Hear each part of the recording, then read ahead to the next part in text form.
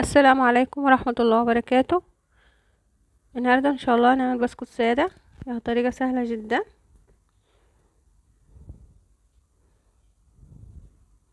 يعني طريقة ناجحة، يعني مقادير مظبوطة.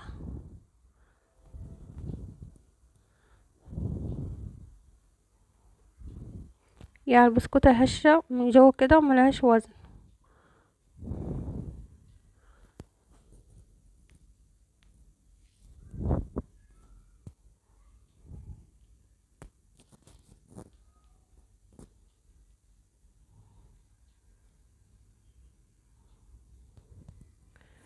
اول حاجة نبدأ بسم الله ونصلي على رسول الله. هنا حطيت كوباية سكر بودرة، يعني دي سكر بودرة يعني انا جايباه جاهز يعني جاهز يعني. وانت ممكن تطحنيه في البيت بس تنعميه. دي كوباية. بعد كده ضفت عليها كوباية الا ربع الزبدة، يعني دي كوباية الا ربع، يعني انا حطيتها في الكوباية، يعني سيحتها بسيط عشان اظبطها في الكوباية. دي كوباية الا ربع زبدة، اي نوع زبدة تحطي كوباية الا ربع.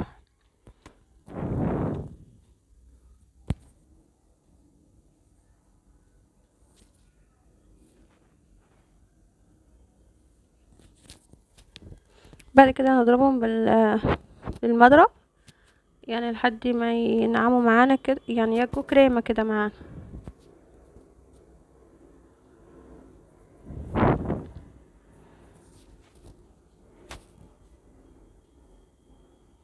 يعني نضرب فيهم كده لحد ما يبقوا كريمة ولونهم يفتح كده، يبقى لونهم فاتح.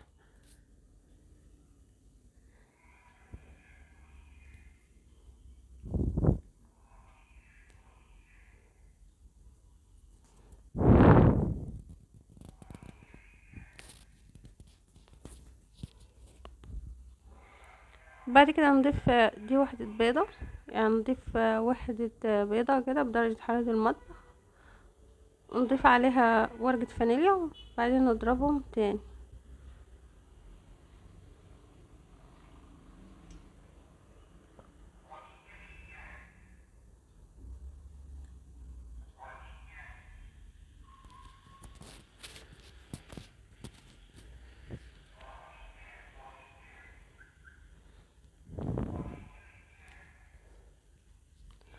بس وبعدين نضيف واحدة تاني.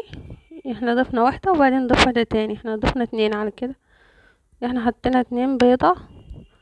بعد كده نضيف عليها ورقة فانيليا. بعد كده يعني نضيف عليها كيس فانيليا ده بطعم البرتقال، يعني بنكهة البرتقال كده، يعني بتديكي ريحة ونكهة حلوة للبسكوت يعني اختيار، يعني براحتك، مش عايزة تضيفيها عادي، بس هي بتدي لون ونكهة حلوة كده، يعني بتبقى طعمها حلو.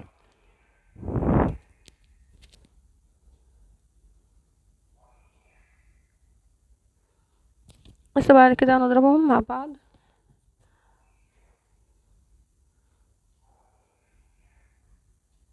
يعني نضرب الحواشي كده عشان لو في سكر على الحواشي كده وينزل مع الخليط.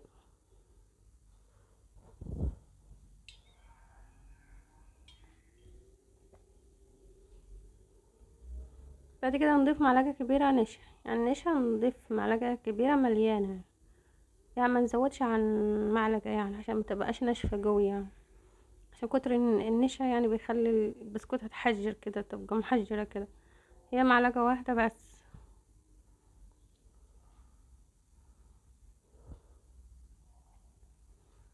يعني الخليط ده خد معلقة كبيرة.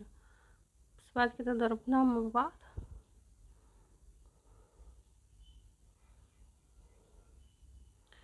وبعد كده نضيف دول 3 كوبايات ونص دقيق، يعني دول 3 كوبايات ونص بالكوباية المعيارية دي. حطيت 3 كوبايات ونص، وعلى حسب نوع الدقيق مثلا. لو عوزتي مثلا الدقيق، لو عايز معاكي تزودي معلقة ولا معلقتين زودي، على حسب النوع الدقيق اللي انت مستخدماه. فانا دول 3 كوبايات ونص. حطوا عليهم معلقة، يعني معلقة صغيرة مليانة كده بيكنج باودر، تكون معلقة صغيرة مش كبيرة، معلقة صغيرة مليانة، يعني تكون مليانة حراميا كده. وبعد كده رشة ملح عليها بسيطة كده، رشة ملح.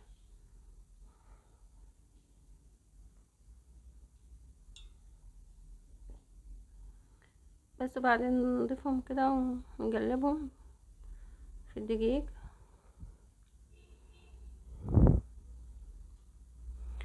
بس بعد كده نضيفهم على الخليط، نضيف على الخليط هنا ونعجن. بس احنا ضفنا من الاول خالص ضفنا كوباية سكر بودرة، يعني حطينا كوباية سكر بودرة وضفنا عليهم كوباية الا ربع زبدة واتنين بيضة وفانيليا، معلقة كبيرة نشا، و3 كوبايات ونص دقيق.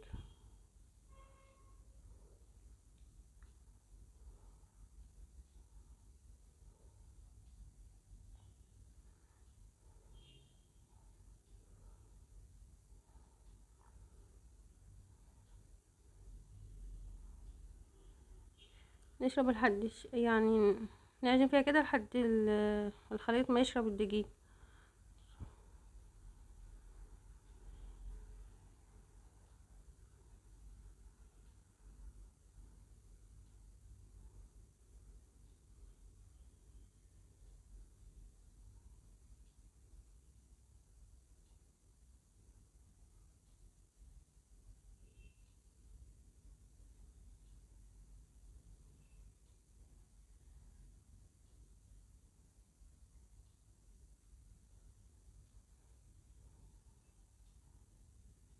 بس بعد كده نضيف دول 4 معالق كبار لبن، يعني بالمعلقة الكبيرة كده احط 4 معالق لبن.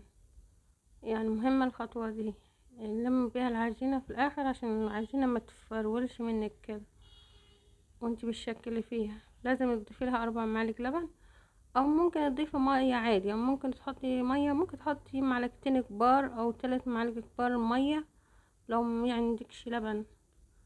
دي الدقيق اللي كنت مستخدماه. بس اللبن افضل من المية، يعني اللبن كده هيخليلك البسكوتة هشة كده وخفيفة، غير المية بتبقى تقيلة كده وبتحجر كده وبتبقى ناشفة. يعني المية في البسكوت بيخلي البسكوتة ناشفة كده تنشف، يعني مش زي اللبن يخليها لك هشة كده وخفيفة، احسن افضل اللبن يعني. ممكن تضيف 4 معالق لبن، مش موجود لبن ممكن تضيفي 3 معالق كبار مية او معلقتين كبار مية.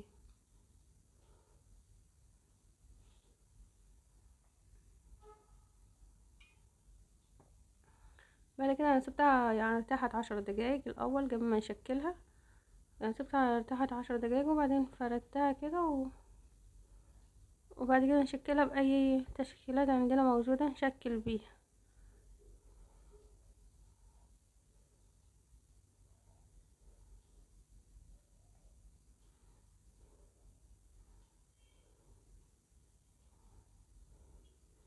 هنا يعني احط نقطة زيت في الصينية بس، يعني نقطة بسيطة، وبعدين نمسحها بالمنديل بس عشان ما تلصقش في يعني كده. وبرده لما تيجي تفرديها على الرخامة كده تدهني الرخامة زيت الاول عشان ما تلصقش منك في الرخامة، يعني مسحة بالمنديل مش دهين، يعني بالمنديل كده ومسحة بسيطة بس. وبعد كده نشكلوهم كده، بعد كده ندخلوهم الفرن يعني على درجة حرارة 160 170.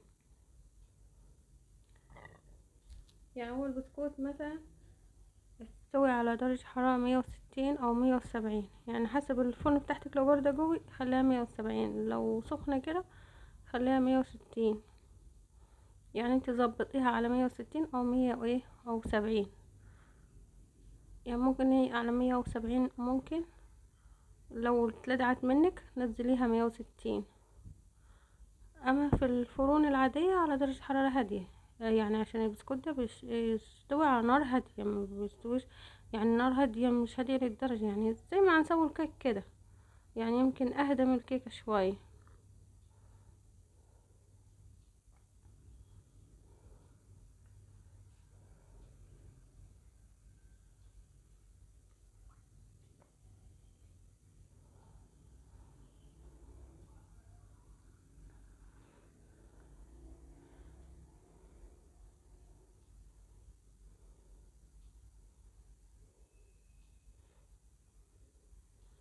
بس بعد كده نشكل بقيهم. هنا بعد ما طلعتهم من الفرن يعني طالع ممتاز بصراحة، مش عايزة الكلام. يعني بسكوتة هشة وخفيفة وفي نفس الوقت ناعمة، يعني لا هي ناعمة خالص ولا هي ايه ناشفة، مظبوطة بصراحة. طعمها حلو على الاخر. والكيس اللي احنا حطيناه الفانيليا اللي بطعم البرتقال، يعني عاملها نكهة وريحة حلوة كده. يعني بسكوتة مش عايزة كلام بصراحة.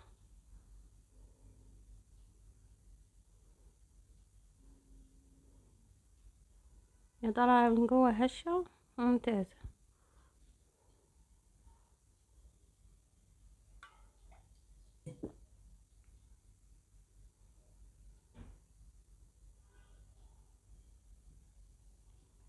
يعني المقادير اللي احنا حطيناها دي يعني مظبوطة يعني.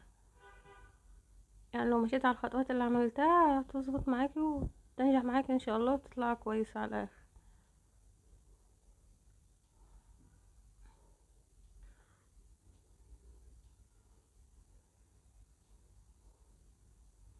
بس بيعجبكم الفيديو، وشكرا على المشاهدة.